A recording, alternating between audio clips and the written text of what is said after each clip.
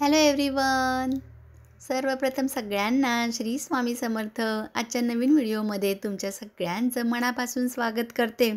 कारण आज पौर्णिमेबद्दल काही आणखीन उपाय सांगणार आहे. बऱ्याच जणांना खूप चांगले चांगले रिझल्ट आलेले आहेत.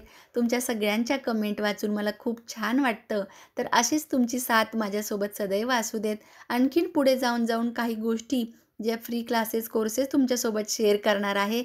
पण त्यासाठी आपल्या यूट्यूब चॅनल स्तुती मराठी कॉर्नर या परिवाराचा सदस्य बनायला विसरू नका. सबस्क्राईब करा. सोबतचं बेल बटन जर प्रेस नाही केलं तर माझे व्हिडिओ तुम्हाला येणार नाही, नोटिफिकेशन मिळणार नाही.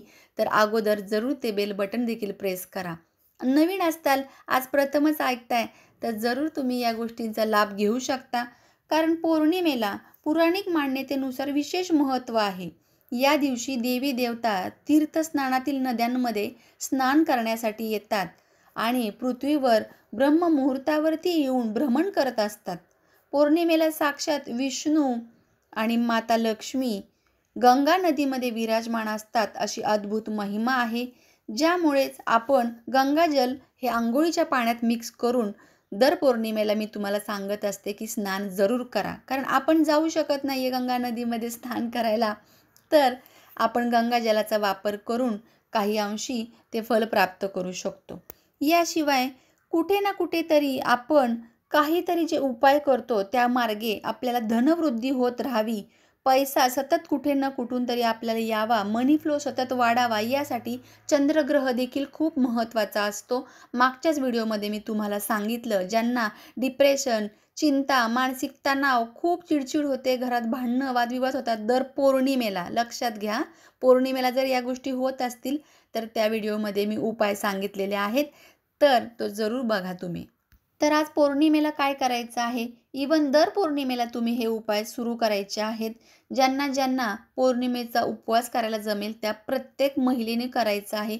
घरात एक तरी अशी महिला किंवा स्त्री हवी आहे जी आपल्या घरासाठी पौर्णिमेचा उपवास करते. त्यामुळे आपल्या संपूर्ण परिवाराला, आपल्या पतीला, आपल्या मुलाबाळांना याचं फल प्राप्त होतं, कामामध्ये यश मिळतं. कोणतंही काम हातामध्ये घेऊ देत, तर त्या हाताने जे काम केलेलं आहे ना, त्याद्वारे साक्षात लक्ष्मी घरी येते, हे लक्षात घ्या. मग आता माता लक्ष्मीला प्रसन्न पण केलं पाहिजे.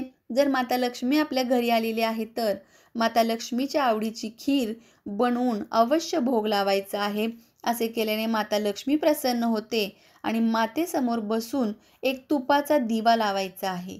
देवाऱ्याजवळ आपल्या बसायचं आहे. श्रीम श्रीम श्रीम या बीज मंत्राचा 108 वेळा जप करायचा.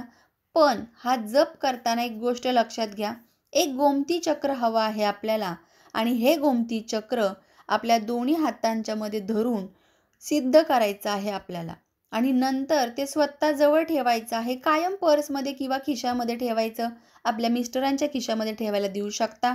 दर पौर्णिमेला आपल्याला पुन्हा हे गंगाजलाने शुद्ध करून पुन्हा यावर मंत्र म्हणायचा आहे. अशा प्रकारे याची एनर्जी वाढवत जायची आहे. याची एनर्जी जेव्हा आपण स्वतः वाढवणार ना, तर बघा एखाद्या चमत्कारी क्रिस्टलसारखं हे काम करतं.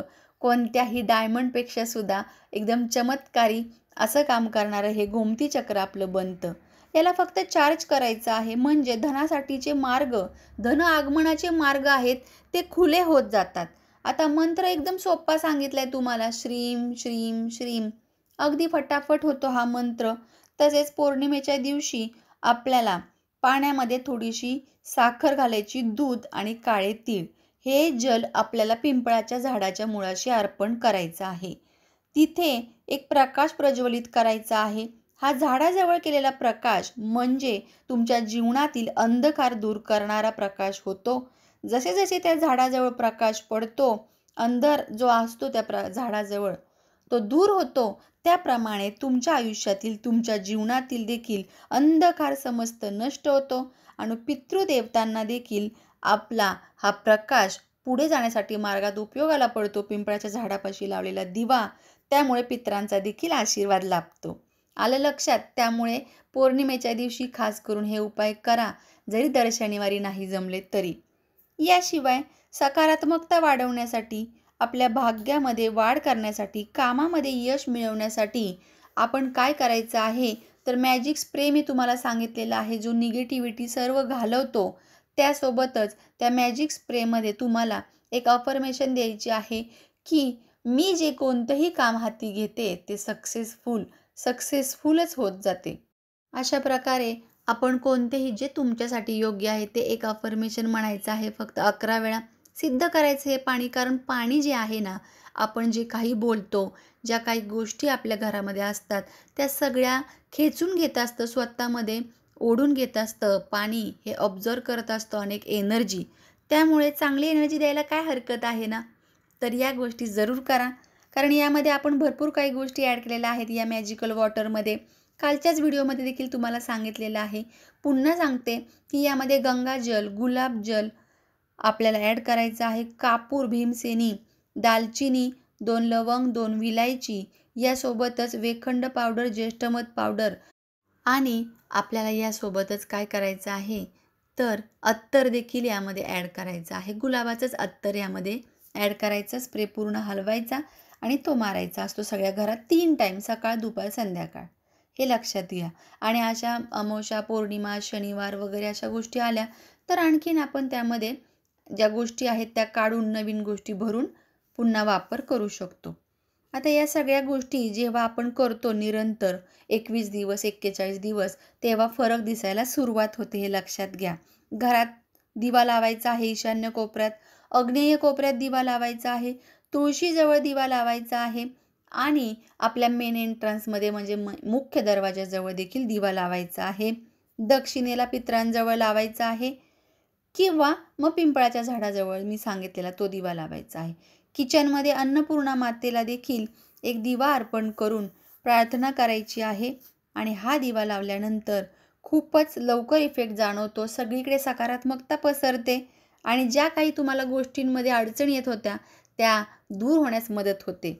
याशिवाय काय करायचं आहे, पौर्णिमेला 11 पिवळ्या कवड्या घ्यायच्या आहेत. 11 किंवा 9 घेऊ शकता. त्या पिवळ्या कापडामध्ये बांधून विधिवत पूजा करायची आहे. हळदी, कुंकू अर्पण करायचं आहे. अक्षदा ज्या आहेत त्या पिवळ्या करायच्या, त्या अर्पण करायच्या. त्यानंतर त्यांना अत्तर लावायचं आहे.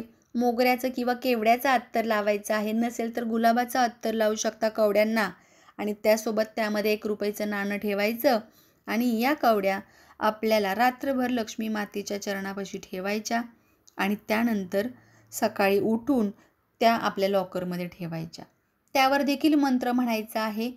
पण मंत्र म्हणताना तुम्ही जर ही पोटली बनवली तर ती पोटली आणि गोमती चक्र तुम्हाला दोन्ही हातामध्ये ठेवावे लागेल किंवा मग यासाठी सेपरेट मंत्र देखील म्हणू शकता किंवा आपण जे श्रीसूक्तम वगैरे मोबाईलवरती लावतोय त्याद्वारे देखील ही पोटली चार्ज होणार आहे.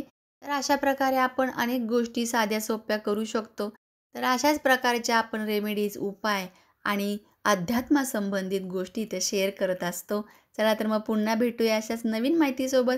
व्हिडिओ आवडला तर जरूर लाईक करा आणि जास्तीत जास्त तुमच्या फ्रेंड्स अँड फॅमिलीमध्ये शेअर करा. पुन्हा भेटूया अशाच नवीन माहितीसोबत. तोपर्यंत माझ्याकडून सर्वांना श्री स्वामी समर्थ.